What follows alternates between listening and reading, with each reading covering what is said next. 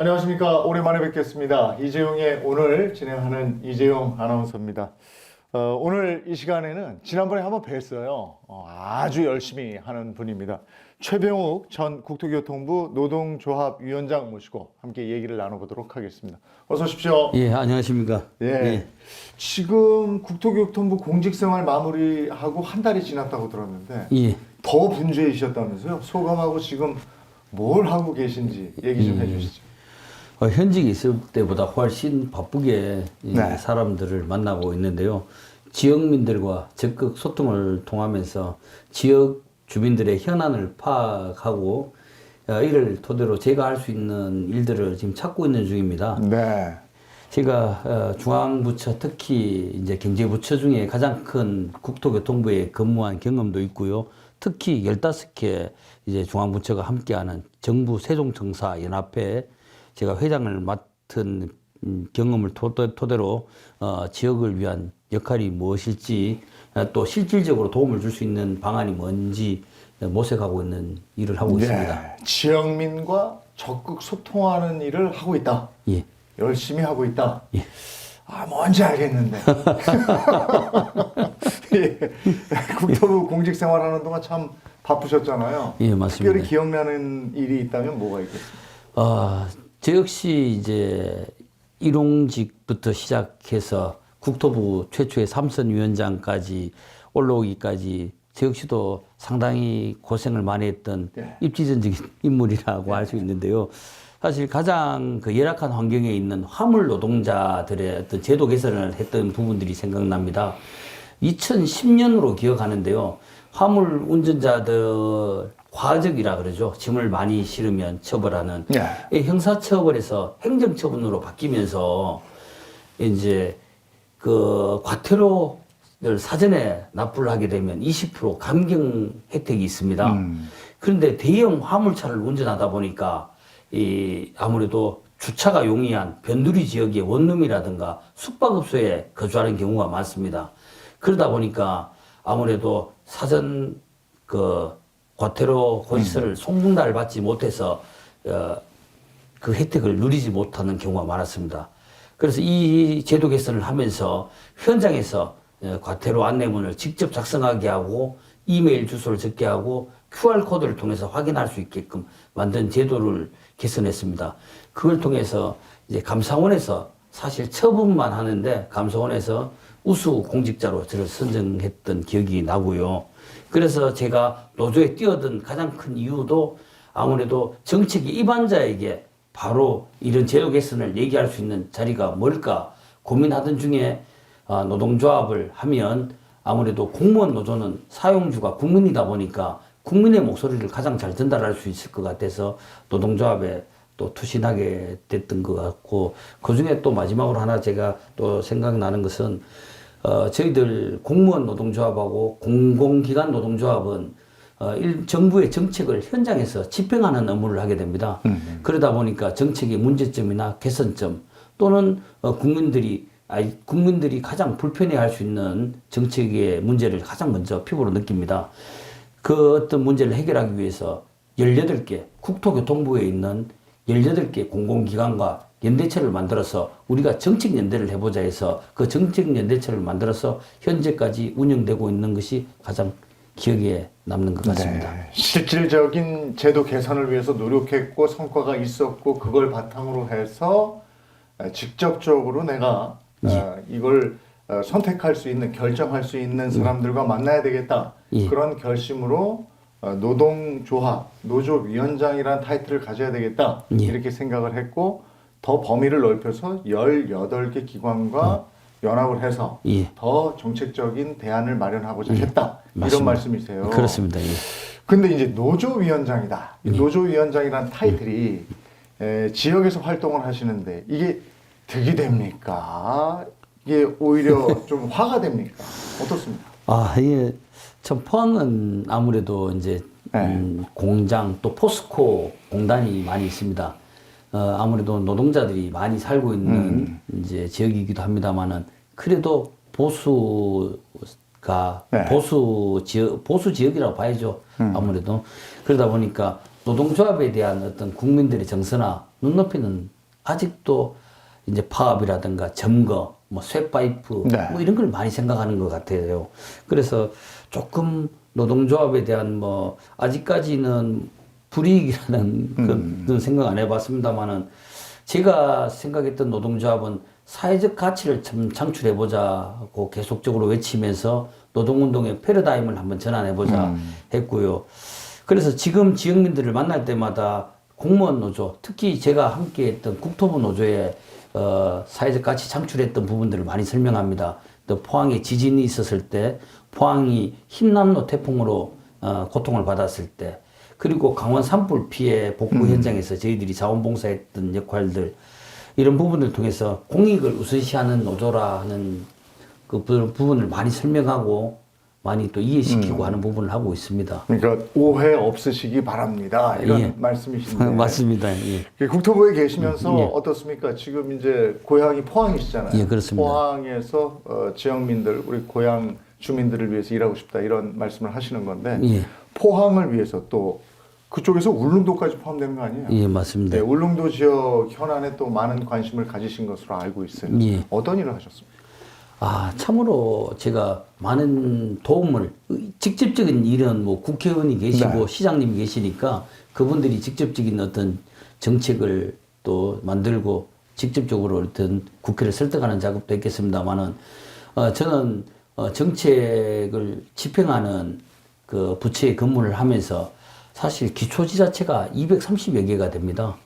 그러다 보면 그 중앙부처가 230개 시, 군, 구가 있지 않습니까? 네. 다 직접 상대하기는 쉽지 않은 부분이 있는데 제가 아무래도 포항에 대한 애양심이 참 많습니다. 그 실례로 보면 신임 장관님이 오셔서 노동조합을 제일 먼저 찾아오면 제가 선물로 드리는 게 있어요. 포항의 랜드마크라고 할 수 있는 상생의 손을 제일 먼저 선물로 드립니다. 이렇게 있는 거? 맞습니다. 예. 예. 이 상생, 노조와 사측이 함께 네. 상생하자라는 이유도 있고요. 네. 그리고 포항을 잊지 말아달라는 장관님께 드리는 선물도 이기도 합니다. 그래서 제가 포항 같은 경우에는 포항의 그 전세기를 이제 취항했을 때도 그랬고요. 그 다음에 공항을 재개통했을 때도 그랬고, 뭐 최근에 SR 개통할 때 SR 노조, 코레일 노조를 설득하는 문제들, 또는 뭐 2차 전지 특화 단지를 조성하는 과정에서도 국토부 의견이 이제 좀 반영될 수 있도록 많은 가교 역할도 하고, 그 공무원들하고 중앙정부의 공무원들하고 중간에서 일을 잘 처리될 수 있도록 가교 역할도 많이 했고요.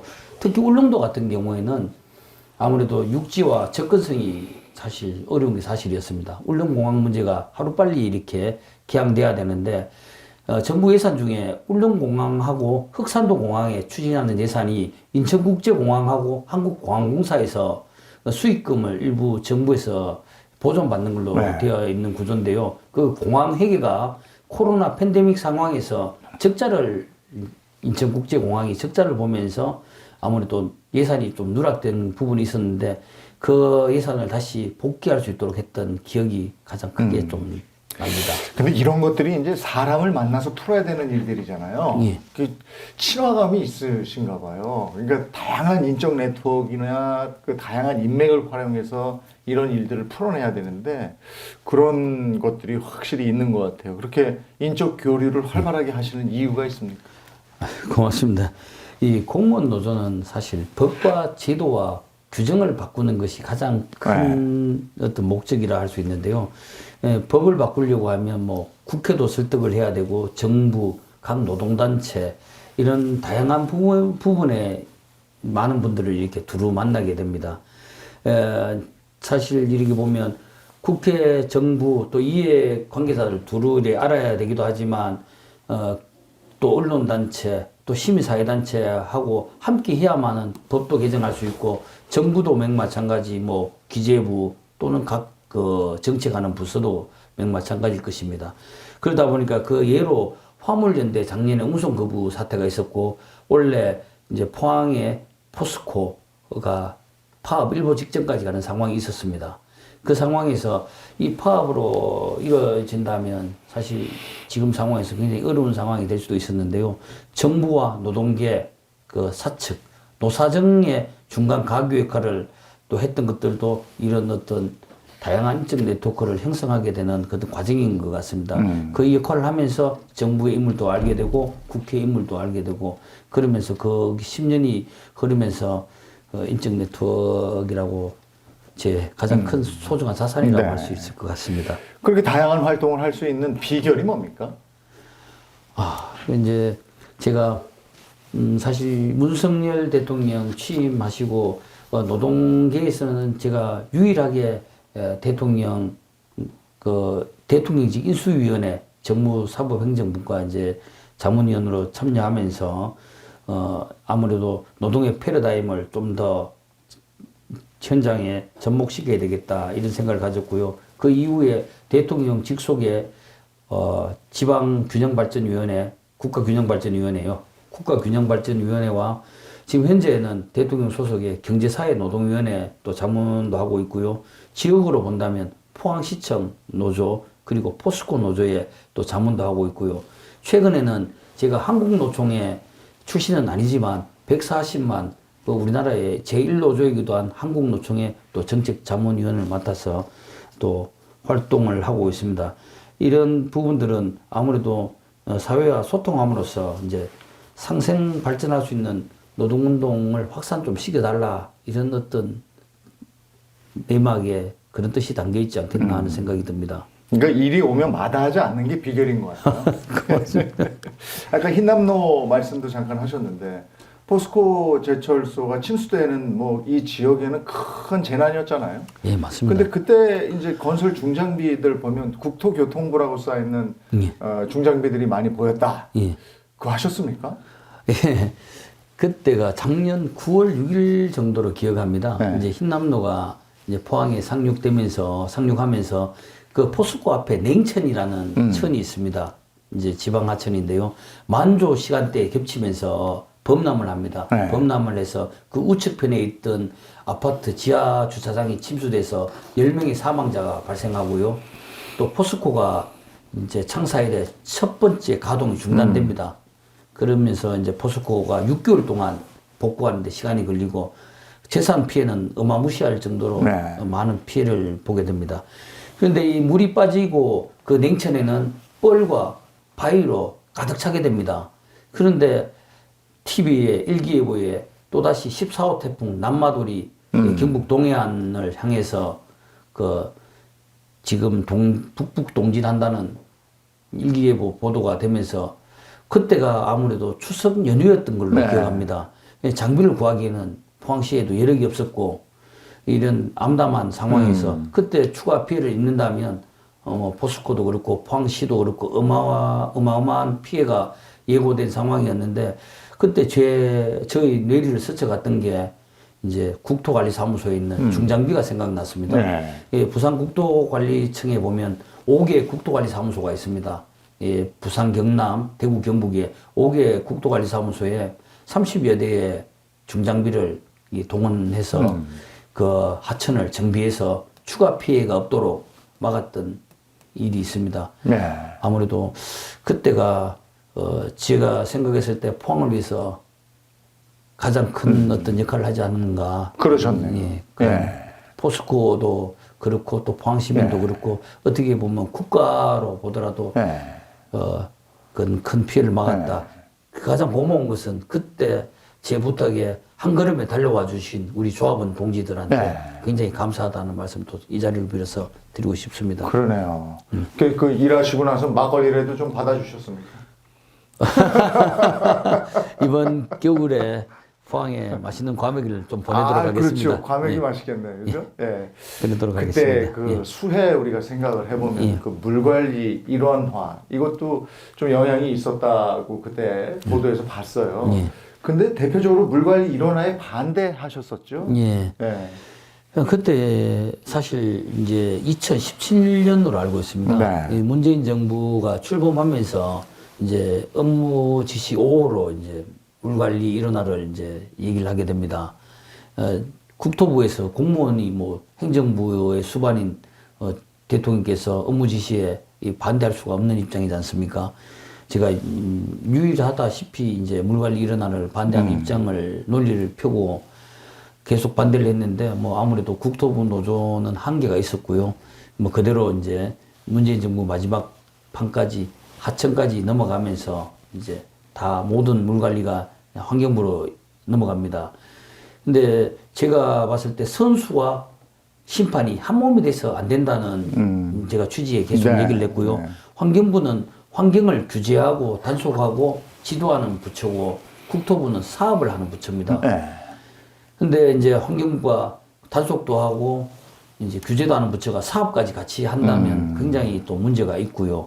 그리고 우리나라는 어디까지나 아직도 물 부족 국가이면 확실합니다. 여름에 한철에 내리는 강우량으로 겨울 1년 내를 나누어서는 국가인데 아무래도 댐 건설도 계속 해야 되고 저수지 건설도 계속 해야 되는 입장에서 물관리 일원화가 환경부로 넘어가면서 아무래도 댐 건설도 아무래도 속도가 좀 늦어진 것 같고요. 그리고 이번에 오송역에 지하차도 문제 같은 경우도 이 하천 정비가 사실 밑에 있는 뻘을 걷어내면서 물 높이를 낮추고 하는 건데 환경부는 아시다시피 건설 장비가 하나도 없는 그런 입장에서 아무래도 전문가인 국토부가 했으면 그런 사고도 좀 덜하지 않았을까 하는 생각도 들고요. 그래서 제가 언론에서 그런 부분도 기고도 많이 했고 했는데 아무래도 공무원 노조가 이 정부의 정책이 잘못됐을 때 모두가 이해할 때 아니요라고 얘기할 수 있는 게 공무원 노조라고 해야 되고요. 그래야 뭐 좀 더 국민의 경제 생활이나 안전을 책임질 수 있다라고 생각이 들어서 그때도 열심히 싸웠던 것 같습니다. 그 말이 와닿네요. 선수가 있는 거고 심판이 있는 거지. 예. 심판이 선수를 같이 하려고 하거나 선수가 심판을 같이 하려고 하면 안 된다. 예, 알겠습니다. 스위스 가셨어요? 스위스를 가서 저 관광을 하신 게 아니고 1인 시위를 하셨는데 이게 왜 그러신 거예요? 2019년도로 생각되는데요. 그때 아예로 세계 노동기구죠. 100주년 행사장에 1인 시위를 하러 이제 스위스 제네바에 갔었고요. 이때 이제 공무원 노조가 제대로 된 목소리를 낼 수 있어야 국민이 좀 더 안전해진다고 저는 생각합니다. 아무래도 국민에 가장 가까운 곳에서 정책을 집행하는 사람들이 공무원 노동자 아니겠습니까? 그들이 제대로 된 목소리를 내려면 그 기관 측으로부터 복무가 좀 자유로워야 아무래도 인사검평이라든가 인사권에서 자유로워야 그런 목소리를 낼 수 있다고 봅니다. 검평을 받는 입장에서 목소리를 제대로 낼 수가 없지 않습니까? 그래서 공무원 노조법 개정을 문재인 정부에서 주기차게 저희들이 요구를 했습니다. 그런데 사실 여러 가지 조건으로 이제 공무원 처음 이제 문재인 대통령께서 후보자 시절에 공노총 출범식에 오셔서 약속을 하셨습니다. 공무원 노조법 이건 너무나 당연한 것이다. 이렇게 이제 개정하겠다라고 하셨는데 그대로 뭐 이제 개정이 안 되고 지지부진한 상황에서 아유로에서 이제 우리나라 공무원 노동 현실을 좀 알리겠다 생각하고 스위스로 날아가서 1인 시위를 했습니다. 하다가 그 스위스 경찰에 뭐 체포될 뻔도 했고 그렇게 했던 기억이 나고요. 사실 그런데 지금 공무원 타임오프죠. 공무원 노조법이 어제 뭐 국무회의에서도 얘기가 있었는데 이제 윤석열 대통령이 취임하자마자 이게 바로 공무원님 제대로 된 목소리를 내야 된다 하시고 이게 법 개정이 처음으로 이루어집니다. 예. 포항은 어때요? 지금 포항도 인구 감소 추세인 거죠? 예, 그렇습니다. 여기에 대한 뭐 대안이나 대책 이런 게 있을까요?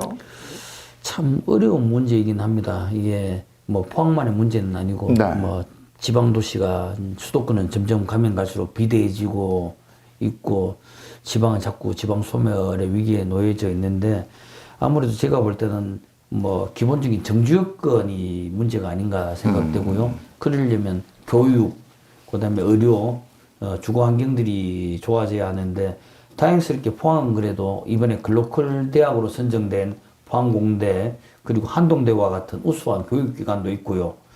또 국민기업이라고 할 수 있는 포스코 그리고 최근에 2차 전지 관련된 네. 에코프로 그리고 교통도 보면 철도, 공항 그다음에 고속도로까지 그런 교통 인프라까지 잘 갖춰져 있습니다. 그리고 지속적으로 택지 개발을 통해서 주택 공급도 잘 이루어지고 있는 상황입니다. 그러다 보면 좀 인구 유입책이 필요한데요. 이제 그렇기 위해서는 이제 2차 전지 특구로 선정된 부분도 있고 또 수소, 바이오헬스 사업 등 이제 양질의 청년 일자리가 조금 더 만들어져야 되는데 그런 어떤 상황이 될 수 있도록 제가 중앙부처에서 근무한 만큼 중앙부처하고 가교 역할을 통해서 포항에 양질의 일자리가 좀 만들어질 수 있도록 뭐 부족하지만 최선을 다해서 또 노력하고 또 한 번 청년들이 떠나게 되면 다시 돌아오는 경우는 없다 하더라고요. 네. 떠나지 않게끔 어떤 정책을 통해서 제가 작은 도움이라도 될 수 있도록 노력하도록 하겠습니다. 예. 자, 이렇게 포항 지역에 대한 여러 가지 생각을 가지고 하루하루 정말 분주히 살아가고 계신데 앞으로 계획은 어떻게 됩니까? 아마 지금은 시민들과 어떤 적극적인 네. 소통에 매진하고 있고요. 지역 발전을 위해서 다양한 정책 제안도 뭐 준비하고 있습니다.